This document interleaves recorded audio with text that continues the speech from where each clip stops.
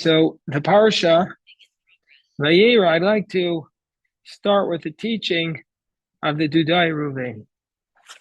There's so much to teach here in this parsha, but I want to start with the Dudaei Reuven because it's his yortzeit. Rabbi Reuven Katz, it's his yortzeit.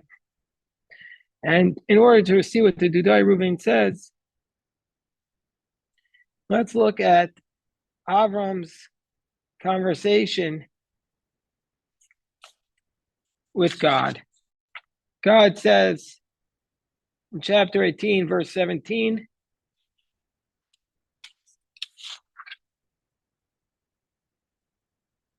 verse 20, and Hashem says to Abraham, Zakat stom v'amora ki rabah v'chatatam ki kavda ma'od. He said the cries of Sodom and Amorah are great. Their sins are very great. Erdana ver'eh. Let me go down and investigate. If it's accurate, I'm going to destroy Sodom. And if not, I'll know. So God's basically telling Abraham, if Sodom is very wicked, I'm going to destroy it. Verse 23, Avram's response. Vayigash Avram. Avram comes close to God. But this is not a closeness of intimacy. This is a closeness of challenging. Remember, Yehuda comes close to Joseph. He's challenging him. And what does he say? Abraham says, Ha'af tispet tzadikim rasha. Are you going to kill the righteous with the wicked? Are you going to kill the righteous with the wicked?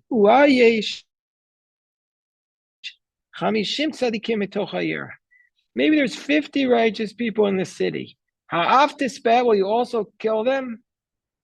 Are you going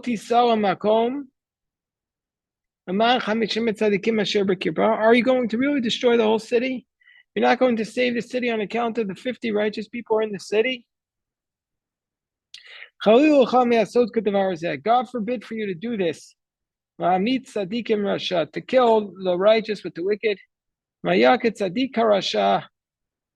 to treat the wicked like the righteous. God forbid. One who judges the whole world, shall he not do justice? So God says, what does Abraham say? Abraham says, maybe there is 50 righteous people in the city. God's response, and I'm going to say this slowly because the Dudaei Reuven is going to pick up on this word. He says, Hashem, God says, Im emtza bistom chamishim tzadikim betoch ha'ir. If I find 50 tzadikim in the middle of the city, then I'll spare the entire city on their account. The Dudaei Reuven is going to wonder, why does it say specifically bitoch ha'ir, in the middle of the city? Could have just said ba'ir, in the city.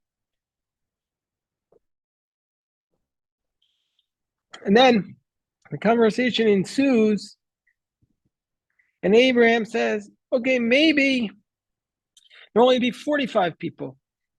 If 45 people are in the city, are you still going to destroy it if there are 45 righteous people? And God says, I won't destroy it if there are 45. And then 40. And then 30. And then 20. And then 10. And then he stopped. So one of the basic questions about this is, why does Abraham stop at 10?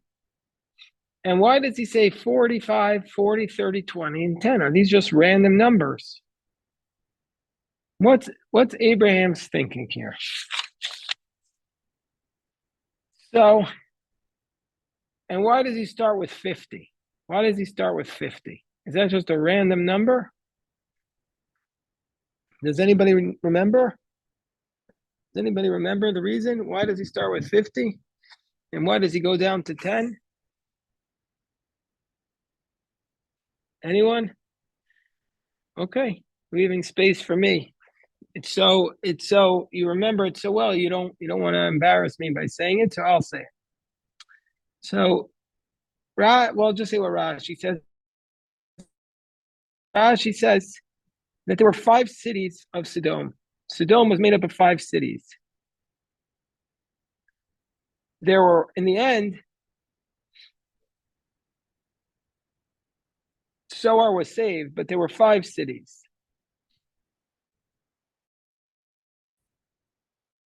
And so therefore, Rashi says you needed 10 righteous people for each city. And if you'll say,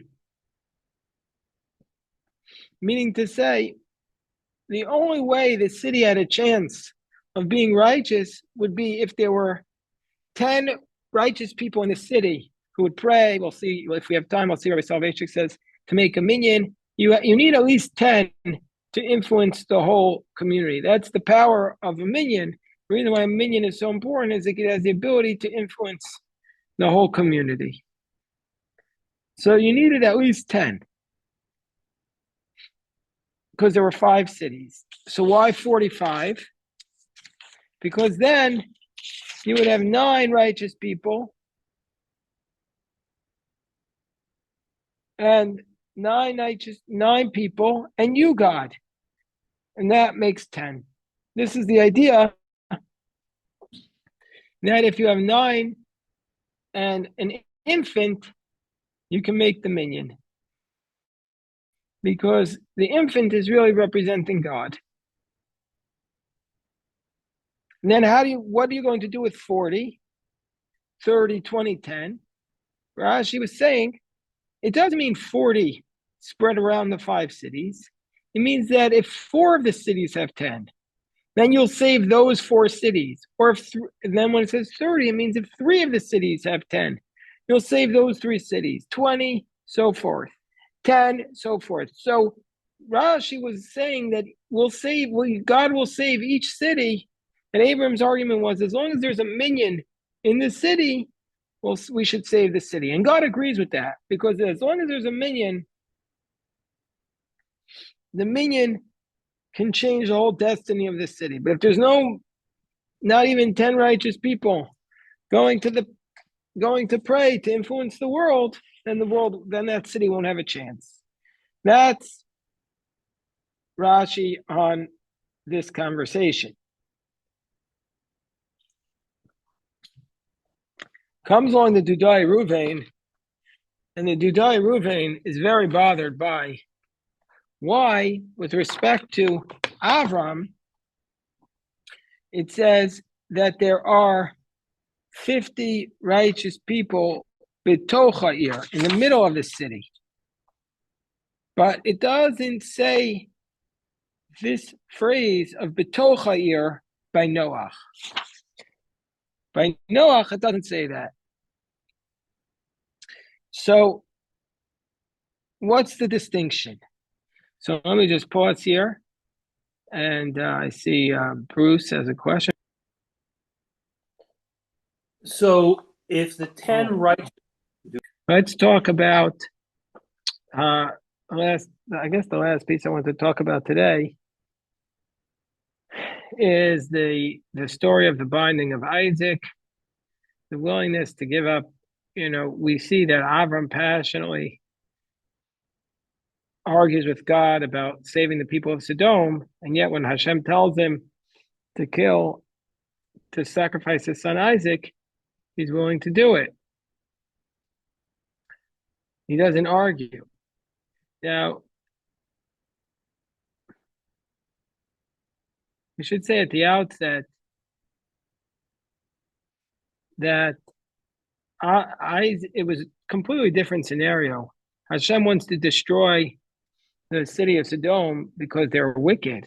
And at the same time, Hashem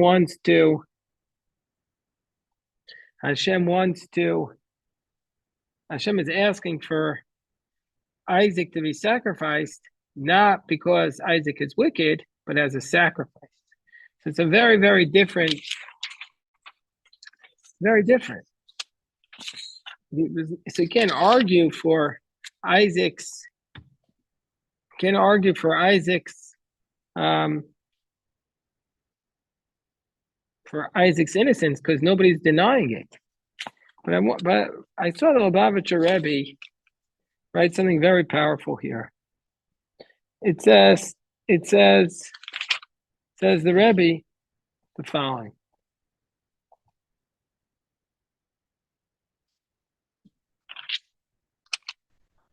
It says,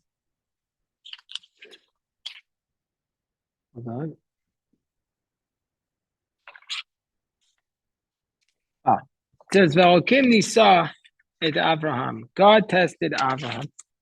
I want to say before we say what the Rebbe says, you have to remember that the Rebbe himself had no children. He and his wife had no children, and he had no biological children. The Rebbe, all of his Hasidim were for sure his children. He loved each Chassid as though they were his biological child. So he asked the question. It says God tested Avraham. This was a very big Hasidic question. Why is this considered a test of Avraham? Avraham wasn't the one who was going to be sacrificed. It was Yitzchak who was going to be sacrificed. So why is this considered a test of Avraham? That's what the Rebbe asks. Why is this test associated with Avraham and not with Yitzchak? Yitzchak was the one who went along with being bound. He was also the one who was willing to give up his life. The Hasidim have a very big discussion. Who is it a bigger test for, Avraham or Yitzchak? Torah clearly says it's a test for Avraham. Avraham. Why is that the case? And indeed, it was, according to rabbinic tradition, Isaac was not a baby. He was 37 years old, according to Rashi. So he willingly was allowing himself to be bound. So that's the test. One of the classic answers to this question, which is not the answer that the Rebbe gives, is that, of course, it wasn't a test for Avraham. He heard what God said, that Yitzchak didn't hear. So therefore, it was a bigger test for Isaac because he didn't even hear what God said. If Avraham really spoke to God at that moment, what kind of test is it? But that's another question that they ask. But this is what the Rebbe says. He says, whether or not, this is why it's a bigger test of Avraham, whether or not we are consciously aware of it, our children represent our most cherished and innermost dreams and hopes. It's a natural hope and ambition of all parents that their children surpass them and inherit a superior world to their own. Therefore, giving up one's own life is in truth less of a test than giving up one's child. That's the first answer. That it was a bigger test for Avraham to give up his child than to give up his own life. After the October 7th massacre, a little girl said to me that they're reporting the death toll incorrectly. Because every time a child is killed, I heard that the parents lose a little bit of their life too. So the death toll should be multiplied to include the parents as well. So that's reminding me, that's what I thought of when I read this passage from the Rebbe. Then the Rebbe says another explanation. He says, the primary aspect of the test was not the self-sacrifice it entailed, but the challenge it implicitly posed to Avram's faith. The test was not giving up, sacrificing his son. The test was that this went against everything God had just told him. He was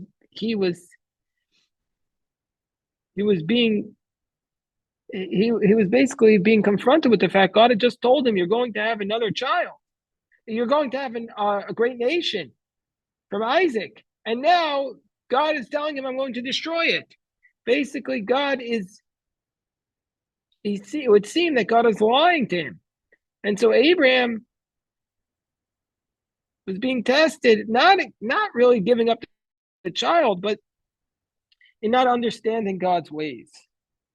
That's the tremendous test.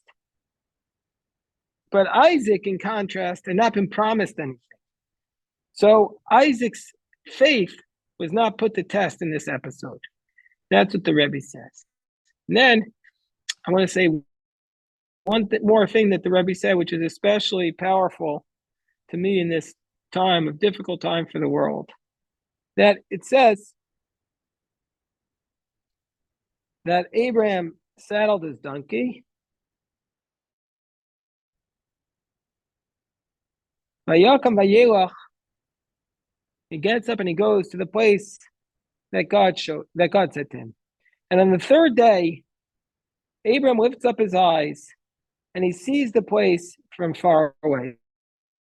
Vayera samakom mirachok. He sees the place from far away.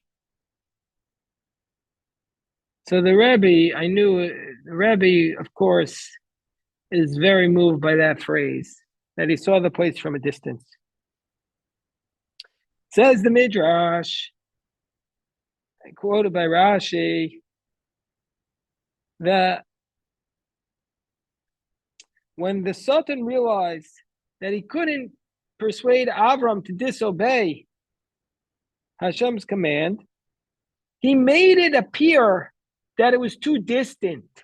He made it appear that there was a river and large boulders and thorns to block Abraham from going.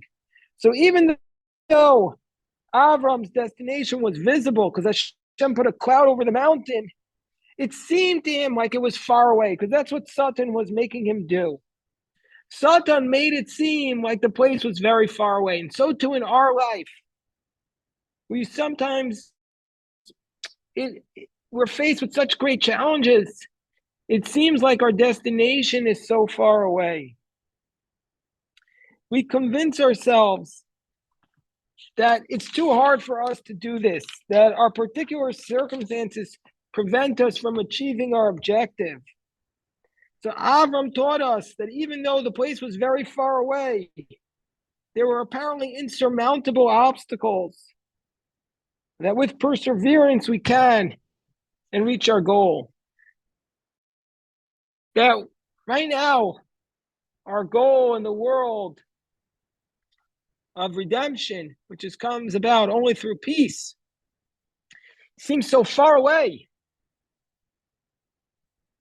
But that's the message to Avram, that Avram was saying he saw the place was far away, but with perseverance, with not giving up, we can achieve that goal. We can achieve our destination. That's what the Rebbe is saying. That's the beautiful word of the Rebbe on the parasha. I'll stop here. If anybody has any questions, I'm happy to address.